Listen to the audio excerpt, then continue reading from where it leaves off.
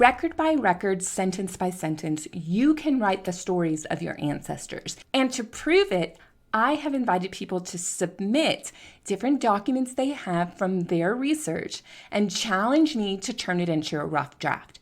So before we get into that, let's talk about a couple of the principles that are going to control what you see today. First, I know nothing about the people in the documents or their family.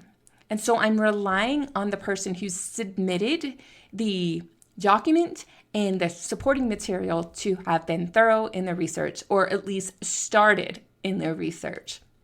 So if something's wrong, then it is going to be up to the person who submitted the item, the challenge, to go and correct it later. Second, I gave myself a time limit. I'm not writing their entire story. This is enough to get you started, and then they can take it from there. So I will walk you through some of the steps of turning a document into a story, and then I'm going to give the viewer homework. Now, why would you benefit? I've been to numerous writing experiences, and my favorites are the ones where either we are writing as the teacher prompts us, and then we have a discussion about what we wrote, which is hard to replicate in pre-recorded videos unless you take advantage of the comments section below. Which reminds me, I read all of your writing comments, so be sure to blow up my comments section on this video and any video here on Write Your Family History, because I do read it and I do get feedback. Just stay on topic. Writing. My other favorite is when I've watched an author do exactly what I'm going to show you. Start with the source material, talk me through their decision-making process, and then challenge me to go and do it myself. And that's the point of this writing challenge. So with all of that introduction stuff out of the way, let's dive into this challenge. Can I turn an obituary into a rough draft? So this entry was submitted by loyal family history fanatics and Write Your Family History fan June Budka. And I hope I'm saying that last name right. So she submitted an obituary, and thankfully she also gave me the source citation down there in the bottom. So if I need to go back to the newspaper for whatever reason, then I know where she found it. The first step is to transcribe your article. So now that I have transcribed word for word, not changing anything from the original document, I'm going to rearrange it into a story structure. This makes it easier to go to our next step and easier to turn it from, this is obituary with facts, and turn it into a more compelling, non-boring story. So on the right, you can see that it has a little bit better story structure. The first paragraph is focusing on the fact that she died. The next paragraph talks about the fact that she had some surviving children that she worshipped and where her family members lived. She has a brother. And then I have the information about the person who conducted the service. Now remember, it's rough draft. So if you look at this and think, oh wait, why didn't you put more information about Charles higher or whatever? That is perfectly fine. The whole process isn't to say it's perfect. The goal of the rough draft is to finish it. It's not to make it grammatically correct. So if you see errors, that's fine. I'm not bothered by syntax until I finish the rough draft. Make sense? Now, let's say rearranging the story is a little bit of a challenge for you. You could try StoryAssist. What you would do is take the different facts from the original piece, the date she died, who survived, and where were the services held, put those as to prompts into Storied, and then it will give you a story back. Notice, on a somber summer day in 1955, tragedy befell the peaceful town of Monmouth. Mrs. Mary Etta Pease, an 88-year-old widow, took her last breath in the home of her beloved daughter. So notice there is emotional writing put into this, but do I know if it's a somber sunny day? Do I know that tragedy is befalling the town? Not necessarily. So It can generate ideas for you on how to write in a more emotive way, but you might not like it. But that's okay. And if you don't know how to use Storied, be sure to check the link in the description box, which will take you to the tutorial on how to use Storied to write first drafts of your personal family history and those of your ancestors. Now, you can do the same thing with ChatGPT. This is one time when it can be a little more successful. In the quiet town of Chesterville, nestled amidst the rolling hills of Maine, lived a woman whose life was a testament to strength, resilience, and the bonds of family. And then it continues. Notice this is just a different approach. I do like the part of rolling hills of Maine. That gives me geographical context without working for it. So give each a try, see which one works for you. For this training, I just went ahead and rearranged it myself. The next step is where the fun begins, and this is when we start marking up our stories. So before I show you how to mark up your story, let me tell you a couple of principles. This is when you're going to read the story with a critical eye. Think of being an investigative reporter. Think of being a brutal fiction editor. Anything that's written down, you're going to ask who, what, when, where, why, how. The common questions. When something doesn't make any sense, when you think something needs to be corrected, when you know there's more that needs to be added to the story in order to make it make more sense, depending on the document, that is when you're going to mark it up. So with those principles in mind, let's go mark up the story. Here we are with the story. Let's read it. Late Thursday night on this date, Mrs. Mary Pease died in her daughter's home. So I know she died likely in Rockland, and there is Griffith Avenue. And somewhere in the article, it talked about the fact that she was originally from Belgrade. So she died in her daughter's home, and I'm going to add how far was that from her birthplace, and how many months shy of her 88th birthday was she? Granted, the article said she was an 88-year-old widow, but I'm going to take that out and really tell you how far until her next birthday. Now, if her birthday just happened, notice how that's going to have a different tone than if it was 2 days before her 89th birthday or half a year between both birthdays. You're going to go ahead and add that in, but I need to utilize the comment feature on Google. And since I'm zoomed way in, it's in this triple dots. If I was zoomed out, let me go ahead and show that to you. If I'm zoomed out enough, it's just right there on the side where I can add a comment. And that says, find distance between birth and death. And so that's what we're going to do all the way through is add these different comments. So I added the markup of the birth date so I know that I need to go and look through it. As I resolve these in the next step, this is not the research phase, this is the markup phase. But as I resolve these comments in the next step, then I can just hit the check mark and it will go away. Back to marking up this document. So it's a widow of George Pease. All right, so my next markup will be, when did he die? How long a widow? Was she a widow for 6 months, 10 years, 30 years? It'll be really nice to know how long Edna was by herself, but I think I'm also going to add to that how long married before died. What else? I want to know more about George. What did he do? What was his background? How much older was he than Marietta when they were a couple? Just give me more details about George. Now we have Mrs. Edna Griffin. And I do have my Grammarly turned on, so sometimes it gives me all kinds of weird prompts, and I do apologize for that. So Mrs. Edna Griffin, who is her spouse? What's his name? I want to know what's the household like. So was Marietta on vacation? Had she been living with Edna for a number of years?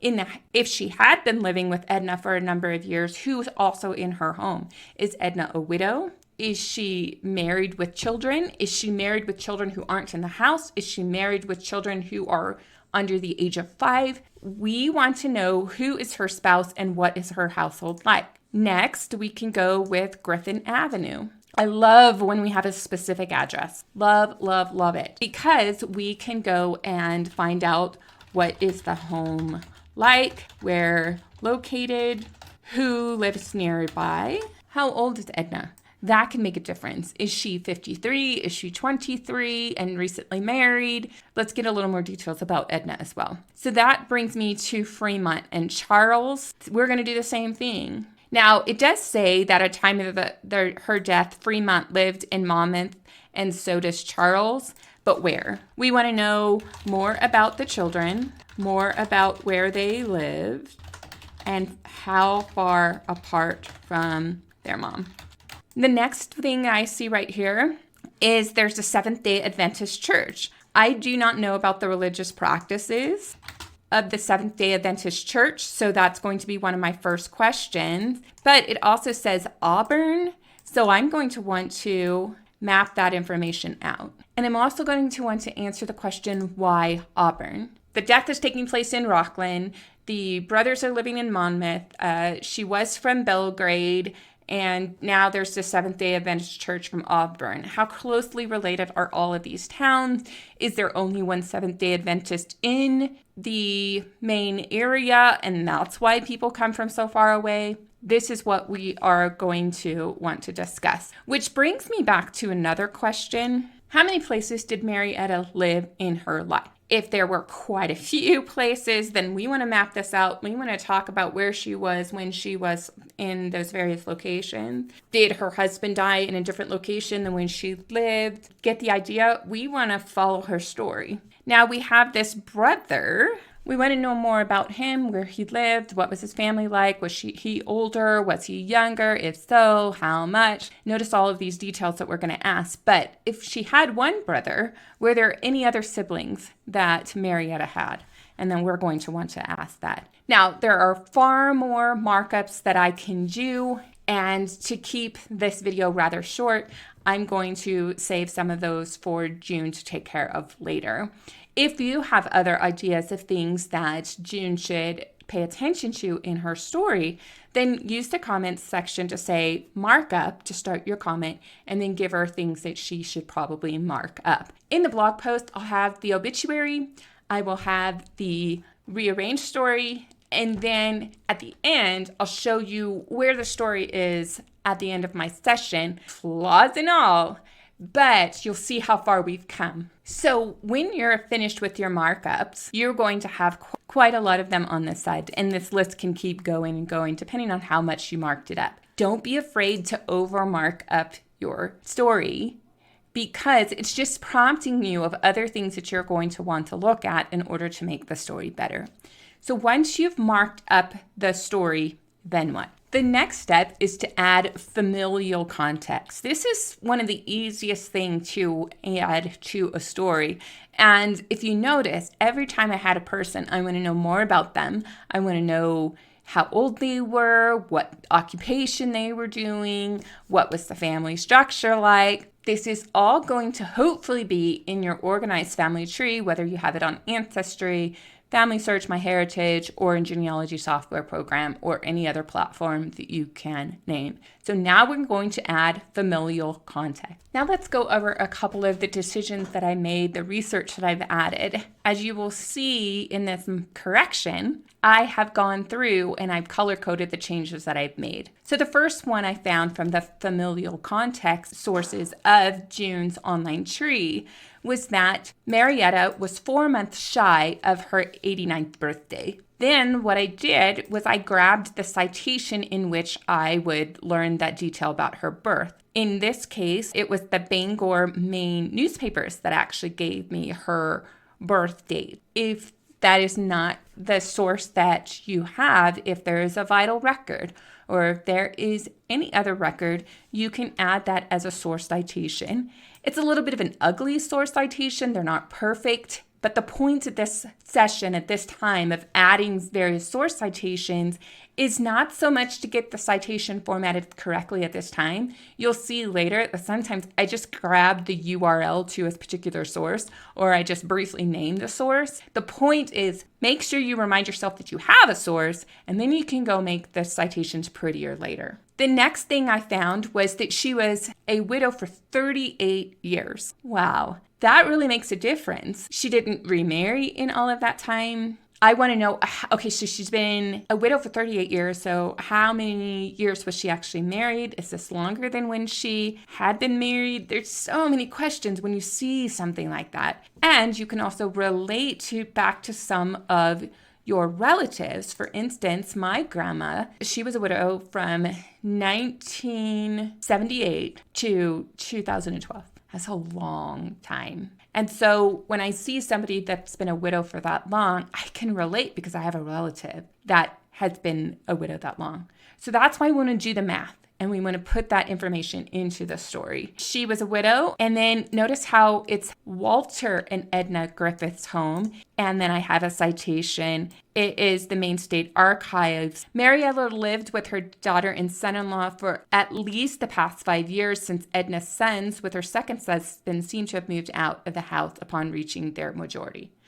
Okay, you may look at that and think, gosh, that's really wordy, that's really awkward. And in fact, if I used Grammarly, it would probably tell me that this is a poorly constructed sentence. Again, we're going to go back to the fact that this is a rough draft. The goal is to finish it. So I'm just trying to say, okay, she lived with them for 5 years. Edna's home is an empty nester. She had sons with her second husband. Lots of details that we can give here, and we can go work out the finesse later. Here is some added information about her husband, George. At the time of his death in Oakland, Maine, George and Marietta had been married for 30 years. I love this information. She had been married for 30 years and then became a widow for 38 years. And oh my gosh, there's another location. This woman, I don't want to say she got around, but there are a lot of things we're going to have to map out, which is step 5. He had worked as a day laborer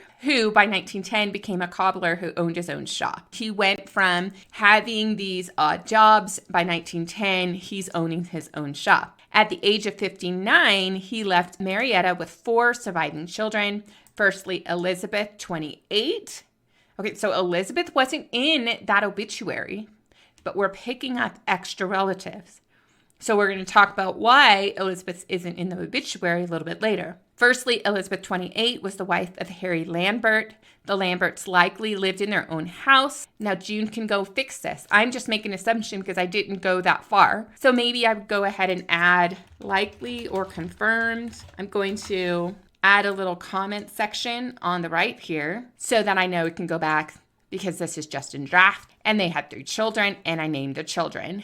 Meanwhile, so we have Elizabeth's 28. Marietta was left to raise Edna Viola, Fremont Allen, Charles L., and she was 50 years old. So he was 59, she's 50 years old. At the time of the George death, he joined the couple's 6 children who had not survived childhood, and then he named the 6 children. By putting the information about her children there, rather than later, she joined all of these people in death, you're telling your reader how long ago did she mourn various people. And in 30 years of marriage, she had lost 6 children before they got out of childhood. And that adds a sense of trauma. And then for 38 years, she was involved in the final rearing of 3 children, but she also has 3 grandchildren to comfort her. Now, at the time of Marietta's death, Elizabeth Lambert had died 11 years before Marietta had. Notice that's a lot more tragedy to see all these loved ones die before she did. And that is why she has 3 more children left behind. If as you reread your story, you go, oh wait, why did I get the age of these 2 but not that one? Then go ahead and mark up. So markup is a process that goes all the way through the writing process. Oh, I forgot to add this. Then you go ahead and add a new markup. I added details about Freeman Fremont and his wife Grace, and he was a trucker. Now, Fremont actually had 2 wives. So this was his first wife. So should we put first wife? Well, the answer depends on when he divorced and married his second wife. So if Mary did not know that they were divorced, then don't write that this is a first wife. If Mary did observe the divorce in her lifetime, then you can put the first wife and then where were the kids living, that kind of information. So first wife is going to be taken out at this time because I'm going to leave it up to June to find out that details. I didn't dive that too much into it. We do have the fact that Charles is married. They're living in Monmouth. When there is a distance between relatives, go ahead and add distance, spell it out for people. And then I'll go ahead and add a direction. More on that in a later. Now, I went ahead and added some more details about the funeral and burial, or actually just the burial. Marietta and George share a stone in this cemetery along with 6 children. No other relatives seem to be buried in this cemetery. Now, I did do a follow-up with June, and there's something that's a little bit confusing. There is a metal marker that said a Marietta Pease died on the 21st of July, 1955, at the age of 38 years, 6 months, and 28 days. However, Marietta does not appear in census records with her mother at a young age. She isn't mentioned in the obituary. More information needs to be confirmed before I'm going to add that into the story.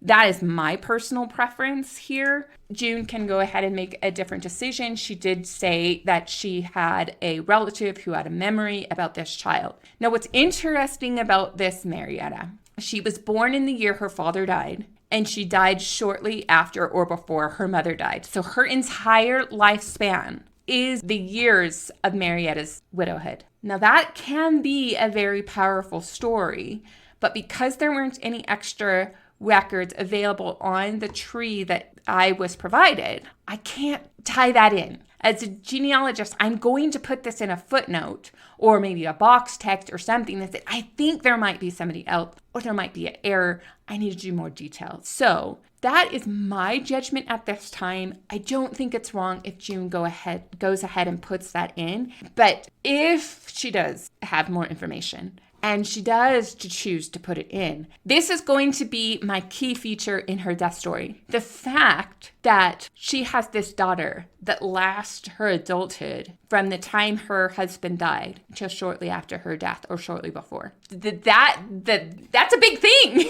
In my final draft, when I'm trying to tell a non-boring family history, I would definitely include this child's life. That being said, we have gone through and we have added familial context. Notice I only gave you a sampling of the source citation. June should have more. You have some homework to do. If you have any questions or suggestions on how to add more familial context, go ahead and use that comment section below. Now, step 5 is to map things out. Notice I haven't added any social history context yet. I'm focusing on family context. Now I'm going to work on setting. Here's a sampling of just a number of the locations involved in Marietta's story. So we have her birth in Belgrade, her death in Rockland. She was in Monmouth. And then we have Dryden and Weld. But I actually did a small smidge of research. They aren't like Dallas-Fort Worth, I don't think. It's either Dryden or Weld, so that needs a little bit of clarity. Or this is the brother. If he lived in 2 places, it needs to be explained. There's the church in Auburn and the burial in Chesterfield. So we need to map things out. So how far away is Belgrade from Rockland, Maine? Now I'm using Google Maps. It is a modern version of a map. Maybe in 1955, there were other routes that could be taken. I'm focused on the average distance and the direction. So she was born in Belgrade, and about 50 miles southeast of Belgrade is where she passed away. The other thing you want to pay attention to are what are some of the land features that are taking place. I need correction on it, but basically Rockland looks like it is a coastal city. It was really, really close to the coast. So I would assume it's a coastal. If that is accurate, I want to throw that in. She died in the coastal city of Rockland. Doesn't have to be huge. Just a little nugget. If you were talking about Los Alamos, I would say at a high elevation desert city or a high mountain, high mesa. Notice those descriptors attached to the city give you a little setting without going too deep. Figure out where your places are locating and then try to see what type of geographical features so you can add just a little description to the town to just make the story more inviting. Just a little bit of description can take your story from boring dry facts to something a little more interesting. Now, I used Google My Maps. This was a video that's over on Family History Fanatics, and I plotted out all the different locations that were there. I've got Belgrade. They lived in Livermore. They lived in Oakland. They lived in Monmouth. The church was in Auburn. Her brother lived in Dryden. She died at 9 Griffith. And this one was more specific because it had an actual address. And then there's this cemetery near North Cross Hill. It doesn't have an address, which was kind of crazy. But there is this tool on Google My Maps. So instead of always putting in the address in like this or a city like this, you can click on the ruler, hover over a starting part, draw to a second part, and then it will calculate the distance as the crow flies. And that can help you get directions that you can add to your story. Another thing you could do is zoom out. Again, I just mentioned about terrain. This is a way to give you a little detail about terrain. And then also see some major cities. This is Waterville, Maine. And my father and mother-in-law used to live in Waterville, Maine. And I used to visit Waterville, Maine. And so there's something can come into the story later. But we can also see that this house in which she passed away is very close to the coast. So that zooming out as well as zooming in can give you various details about where people lived. The other thing I'm going to recommend is trying Zillow. Zillow can give you some ideas about a house. This is a 3-bedroom, 3-bath, 1,381 square feet, but that is right now. There are some places where you can see when was it built, what's the construction type, and you can pull that information into your story. The other thing you can do is you can go to Google and then you can do Street View and you can walk this street. And one thing that I discovered that the Zillow didn't show me really well was that this is a corner lot. And there in front of the house is the backside of some other houses and where the garages are. So you can really walk the neighborhood if you can actually visit in person and get some details about the home. So if we go to the markup, this isn't the best attempt, but it's a start to get your brain thinking. Steeped roof 2-story home. I'm not sure what the name of that vertical roof is. So that was my best attempt. Now, I could go research that further.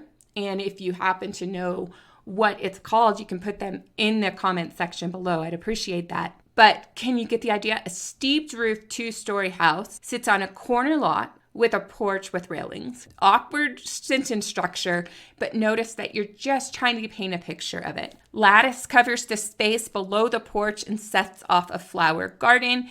Go through and talk more about it. You can look at the house history, see what the construction and configuration of the home is.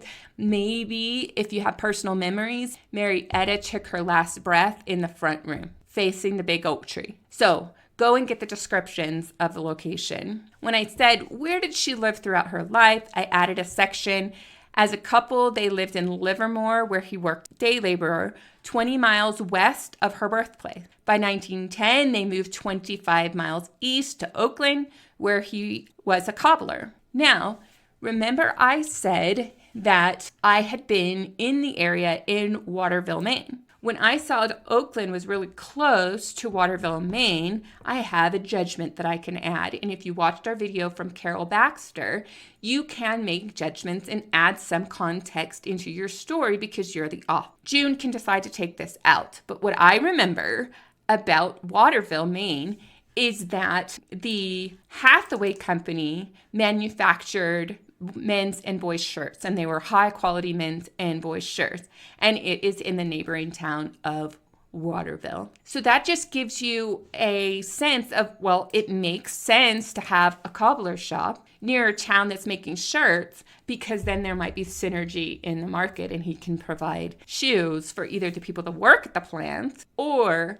maybe he can get buy-in. If people are going to get the shirts, maybe they'll also get his products as well. So you can decide if this is valuable or not. I'm going to go ahead and leave it in. There are other things. Marietta moved 47 miles southwest to the coastal town of Rockland. I had talked about, I forgot Walter's age, but he's empty nesters. Since the children moved out, there was empty space for Marietta to move in, because meanwhile, Fremont had children in his home that he's raising. Charles is a relative newlywed, five to 7 years. They haven't had any children. Do they really want mom living there, even though she's really from Monmouth? Well, probably not. She went to live with Edna because she has this big house. She doesn't have any children, so why not take mom? Now, I would be very, very careful. There have been some, I don't want to call them myths, but there have been some recommendations that mom always goes with the oldest daughter. I don't know if that really is true. And I don't know if you could really prove that that's true. If it is a practice in your time period, maybe you're riding a colonial America and that's always the practice, then you could say, well, as custom would have it, she went to live with Edna. However, I would actually invite you to look at the family context and see which made the most logical sense. To me, it makes sense that she would live in the home of an empty nester than someone who still has small children underfoot, or that is with his wife and maybe they're trying to have children. You could also research the homes of Fremont and Charles and see would they even have had the space, because if Charles and his wife are living in a 1-bedroom apartment, they're not going to have any room for her necessarily if there's another option. If there were better options and then she went and lived in the 1-bedroom apartment, that would tell me more about the relationship between her and Charles and the fact that she didn't get along with the person who had more space. Do you see what I'm saying? So really examine the choices that your ancestors made based on where they lived and where they went and so forth. Because she was from Monmouth. It would make sense for her to stay there. But if her sons don't have the ability to take her in, but her daughter does, then that would justify a 47-mile move. And here's when I talked about the logical nature of it. Now, I also went and put in that Auburn was located 50 miles west of Rockland and 25 miles south of the cemetery. Now, why would I want to put that in? Well, the reverend that is going to be officiating the funeral, he's got a long way to go to this funeral home. I haven't yet figured out where it is. Is the funeral home in Rockland? Is the funeral home in Chesterville? Is the funeral home in Auburn? Like where it is? I haven't found it, so I hope June will be able to find it. But what we're trying to say is just how far did this reverend go in order to officiate in this burial procedure? And that might play into more of why he's from Auburn. You get what I'm getting at? Is it normal for rural communities to have people travel that far? That's why I want to include these distances that the reverend had to go and then ask the question, is that normal? And then invite June to add that to it. A couple more things to share to wrap it up. This video is getting a little long, but I hope I'm giving you a ton of value. There is 60 miles northwest of where Marietta died, 20 miles west of where she was born. You can't find the cemetery because it has no address. Therefore, I did include the description that was available on a website down below, this Roots website. It tells you how to get there. And then it also talked about the nature of the cemetery. This isn't a big, well-kept cemetery. It's one on the hill. Many stones are tripped over to give you a sense of where her final resting place is, should you want to visit. Now, we could add historical context. And I don't think I have enough time to give you historical context, so I'm just going to share a couple of things that you might want to consider. I'll leave a link to these in the blog that's listed in the description box. So one of the things I mentioned earlier is the Seventh-day Adventist Church. And what do they believe? On Wikipedia, there are 19 tenets of what they believed. And so you can get a sense of what they believed and you can put that into the story. But if you know that she was a member of this church, maybe include some of her belief practices, particularly anything related to an afterlife. Is she feeling like she is going to live after death? Is she joining her husband in heaven? Are they married in heaven? Are they not? Are they just, friends in heaven? Like, go ahead and add their church belief, not yours, their church beliefs of what's going to happen. The next one I have is Take Me Back To. This is a specific date. There are things that happened on that day. Famous birthdays. Number one song, July 1955. We're Gonna Rock Around the Clock by Billie Holiday, and Unchained Melody by Jimmy Young. Go ahead and add sights and sounds. We've talked about that in a recipe for writing family history. Another great story source is from the History Channel on this day, and they'll have some specific events that happened. This is when the USS Seawolf launched the first submarine-powered liquid metal-cooled nuclear reactor. That gives you a sense of what's happening on the time she was born. I also invite you to look at not just a specific day in which someone passed away.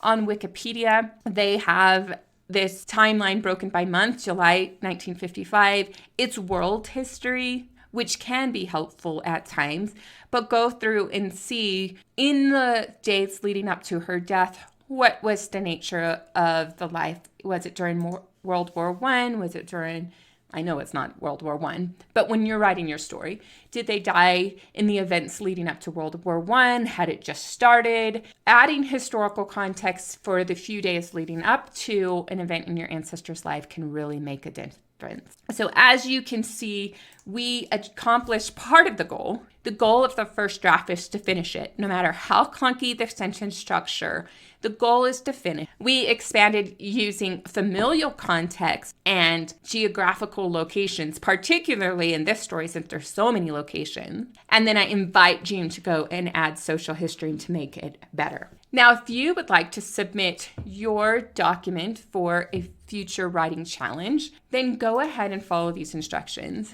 Go to familyhistoryfanatics.com/contact and request the email that I want you to send these writing channels to, as well as the instructions. However, if you are on our mailing list, just reply to the email that you receive and you can attach a document to that email. You can give me a link to the Ancestor profile associated in that document and include a transcription. That's a quicker step for those who are already on the email list. How do you get on the email list? In the description box, there is a free resource guide.